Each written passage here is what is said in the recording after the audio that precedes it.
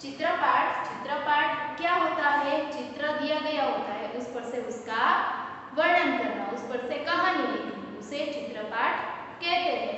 तो चलो आइए सीखते हैं दयालु शिकारी चित्रपाठ। चलो अब हम हिंदी का पहला चैप्टर है चित्रपाठ, वो सीखेंगे। चित्रपाठ मीन्स चित्र पर से कहानी दोहरानी, उसका वर्णन करना, उसे बोलते हैं चित्रपाठ।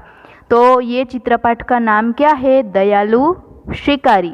एक शिकारी है, वो जंगल में शिकार करने के लिए जाता है, उस पर से ये कहानी का नाम रखा गया है दयालु शिकारी। पहला चित्र है, यहाँ पे जंगल में हिरन है, वो दौड़ रहा है। दूसरे चित्र में पेड़ के पीछे शिकारी ये हिरन को देख रहा है। तीसरे चित्र में हिरन जो जा रहा है उसका शिकारी शिकार करता है। चौथे चित्र में शिकारी ने जो गोली चलाई थी उसकी आवाज़ सुनकर हिरन, जंगल के जो सभी हिरन है वो इधर उधर भागने लगते हैं। पांचवें चित्र में जो एक हिरनी थी, जो उसने अभी अभी एक बच्चे को, शावक को जन्म दिया था, उसको गोली लगी और वह दुखी हमें दिखाई दे रही है।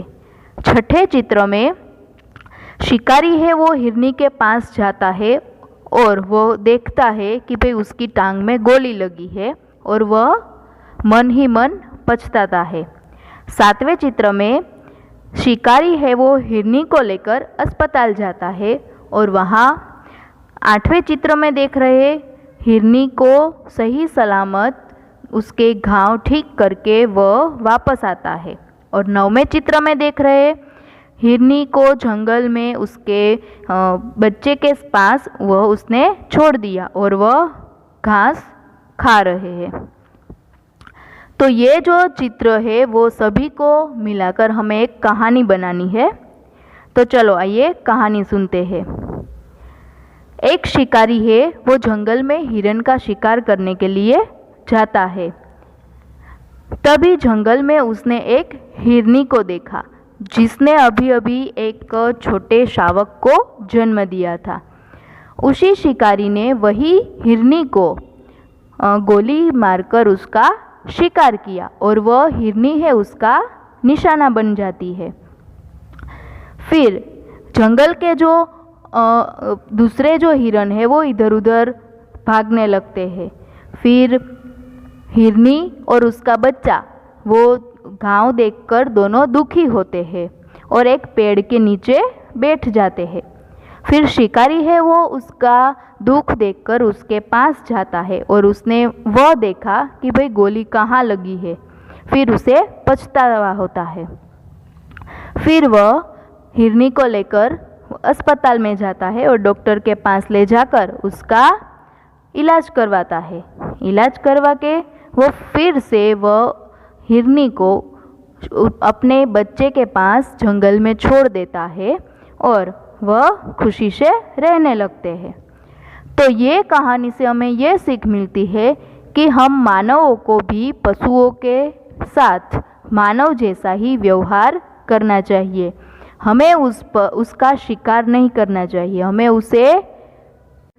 हमें ये सीख मिलती है कि भाई हम कई पशुओं को देखते हैं तो हमें उसे चिढ़ाना नहीं चाहिए, हमें उसे परेशान नहीं करना चाहिए। संसार में जो भी है उन सभी को जीने का अधिकार है, उसकी स्वतंत्रता हमें छीननी नहीं चाहिए। तो ये कहानी हमें याद रखनी है और दोहरानी है। चलो अभी ये हम अभ्यास देखते हैं। जो हमने चित्र पर से कहानी बनाई वो चित्र का अवलोकन करके प्रश्नों का उत्तर देना है। पहला है, इस चित्रपाठ में किस पशु की बात है? इस चित्रपाठ में किस पशु की बात है? हिरन की। आपने किन किन पशुओं को देखा है? आपने जंगल में या फिर कहीं किन किन पशुओं को देखा है? कुत्ता, बिल्ली, शेर आदि पशुओं का नाम आप लिख सकते हो। जंगल में कौन कौन से जानवर देखने को मिलते हैं।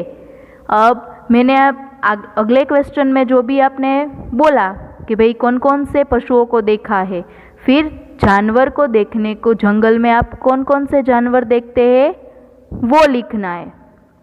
तो उसमें आता है शेर, बाघ, चीता, आप जो भी देखते हैं वो लिखना है। चित्रपाठ के आधार पर शब्दों की सूची बनाइए। हमने चित्र में जो देखा था, दयालु, शिकारी, फिर हिरनी, हिरनी दुखी, हिरनी, ऐसे शब्द दोहराकर हमें लिखना है। पांचवा है चित्रपाठ के आधार पर चुने गए शब्दों को लेकर वाक्य बनाइए। चित्र पर से हमें वाक्य बनाना है, सेंटेंस बनाना है। तो एक एग्जाम्पल दिया है, एक दयालु शिकारी था। तो ऐसे वाक्य आपको बनाने हैं। जैसे बोला हिरनी दुखी थी, तो पेड़ के नीचे हिरनी बैठी थी, वह हिरनी बहुत दुखी थी। ऐसे वाक्य आपको बनाने हैं। अगला क्वेश्चन है 2, चित्र के आधार पर निम्नलिखित जैसे प्रश्न पूछकर दयालु शिकारी कहानी बनाइए। पहले चित्र में हिरनी क्या कर रही है, तो ये क्वेश्चन दिए हैं, उसके आंसर लिखकर पूरी कहानी आपको लिखनी है। पहले चित्र में हिरनी दौड़ रही है। दूसरा है हिरनी जंगल में क्या क्या खाती होगी। हिरनी जंगल में घास, पत्ते आदि खाती होगी। हिरनी देखने में कैसी है। हिरनी देखने में बहुत सुंदर है। शिकारी हिरनी का शिकार क्यों करना चाहता था। शिकारी हिरनी का शिकार इसीलिए करना चाहता था कि शिकार करना उसका शौक था। गोली मारने के बाद शिकारी ने क्या किया। गोली मारने के बाद शिकारी हिरनी के समीप जाता है। छठा क्वेश्चन, हिरनी के समीप जाकर शिकारी ने क्या देखा। हिरनी के समीप जाकर शिकारी ने यह देखा कि हिरनी को टांग पे गोली लगी है और उसमें से कई सारा खून बह रहा है। शिकारी हिरनी को कहाँ ले गया और क्यों। शिकारी हिरनी को डॉक्टर के पास अस्पताल ले गया क्योंकि उसे टांग पे गोली लगी थी और कई सारा खून बह रहा था। आठवां क्वेश्चन, शिकारी ने हिरनी के साथ कैसा व्यवहार किया, क्यों। शिकारी ने हिरनी के साथ एक मानव जैसा व्यवहार किया।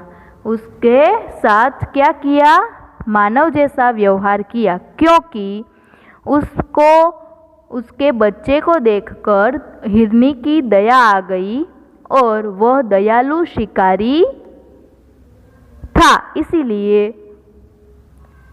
उसने हिरनी के साथ मानव जैसा व्यवहार किया। तीसरा है वर्ण के आधार पर अधिक से अधिक शब्द बनाइए। एग्जाम्पल दिया है ख। ख से क्या है, खरगोश, खत्म, खाली, खाना, ऐसे ख वाले कई वर्ण शब्द आपको मिलेंगे, वो लिखना है। तो वह बनाना है ट। ट से टमाटर, फिर ट से टांगा, फिर ड। ड से डमरू, डगमग, फिर है म। म से मगर, मकान, फिर है भ। भ से भगवान, भौरा। ऐसे आप कई शब्द लिख सकते हैं। यहाँ पे 2 चित्र दिए गए हैं, वह कहानी हमें लिखनी है और उन कहानी का नाम क्या है वो भी लिखना है। तो आपने ये दोनों कहानी कई बार सुनी होगी। पहले चित्र में कछुआ है, वो हंसों से कुछ बात कर रहा है।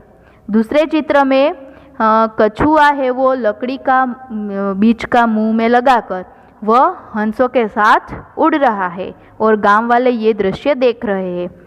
तीसरे चित्र में कछुए ने लकड़ी छोड़ दी है और वह गिरता हुआ दिखाई दे रहा है। तो ये कहानी का नाम हमें पहले लिखना है। तो ये कहानी का नाम है बातूनी कछुआ। अब कहानी शुरू करते हैं। एक दिन बहुत बातूनी कछुआ दो हंसों के बात सुन रहा था और वह उसके साथ बातें कर रहा था। दोनों हंसों ये बात कर रहे थे कि हमें उड़ना है, वहाँ जाना है, ऐसे कुछ। तो ये कछुए ने भी उसे बताया कि भाई मुझे भी उड़ना अच्छा लगता है, मुझे भी उड़ना है। तो दोनों हंसों ने उसे समझाया कि आप उड़ तो सकते हो पर आप अपना मुंह बंद रखना, मुंह खोलना मत, वरना पछताओगे। फिर कछुए ने उसकी बात मानकर वह हंस के साथ उड़ता है। दोनों हंसों ने अपने चांच में लकड़ी लगाई है और बीच का भाग है वो कछुए के मुंह में डालकर वह आकाश में उसे शेर कराता है, आकाश की शेर कराता है। और ये दृश्य देखकर गांव वाले सभी वाह वाह ऐसे सभी कर रहे हैं और इसकी सब आवाज़ सुनकर कछुआ है वो बहुत खुश हो जाता है और वह मन ही मन मुस्कुराता है और वह कुछ ऐसे बोल देता है। तो वो बोलने के कारण लकड़ी है वो कछुए के मुंह से छूट जाती है और वह नीचे ज़मीन पर गिर जाता है। तो यहाँ पे ये कहानी है वो हमें ये सीख देती है कि भाई हमें बहुत सारी बातें नहीं करनी चाहिए, काम के अलावा हमें कुछ बोलना नहीं चाहिए, बहुत बातें नहीं करनी चाहिए। जितना ज़रूर हो उतना ही हमें बोलना है। अभी यहाँ पे दूसरे चित्र देख रहे हो, एक कौवा है, गांव है, यहाँ पे पानी का घड़ा है। दूसरे चित्र में पानी का घड़ा है वो अधूरा है और कौवा उसके ऊपर बैठा हुआ दिखता है और उसके चांच में एक कंकड़ है। और तीसरे चित्र में वो उड़ता हुआ दिखाई दे रहा है। तो ये कहानी भी हमने कई बार सुनी होगी। ये एक प्यासा कौवा, ऐसा नाम हम कहानी का रख सकते हैं। एक गांव में एक प्यासा कौवा था, उसे बहुत प्यास लगी थी। वह पेड़ पर देखकर वह पानी की तलाश कर रहा था। गांव में अचानक उसने एक झोपड़े के पास एक पानी का घड़ा देखा। वहाँ जाकर पानी के घड़े में देखा कि वे पानी बहुत गहरा है, उसकी चोंच है वो पानी तक पहुँच नहीं सकती, इतना पानी गहरा था। उस कौवे ने गांव में आसपास देखा तो उसने घड़े के आसपास कई सारे कंकड़ देखे। फिर वह क्या करता है, वह जो कंकड़ है वो एक के बाद एक वह पानी में घड़े के अंदर डालता है और पानी है वो कंकड़ की वजह से वह पानी ऊपर आ जाता है। फिर ये कौवा है वो ऊपर आया हुआ पानी पीकर अपनी तरस छिपाकर वह आकाश में उड़ने लगता है, वह आकाश में शेर करने लगता है। तो ये जो दो कहानी है, ये बातूनी कछुआ और ये है चतुर कौवा भी कर सकते हो और एक प्यासा कौवा भी रख सकते हो। ये जो कहानी है वो आपको लिखनी है। चलो आगे देखते हैं। तीसरी कहानी है कौवा और लोमड़ी, कहानी बनाकर लिखिए। यहाँ पे एक चतुर कौवा है और लोमड़ी भी है, तो उन दोनों की कहानी है। पहले चित्र में है कौवे के मुंह में एक रोटी दिखाई दे रही है और वो पेड़ के ऊपर है।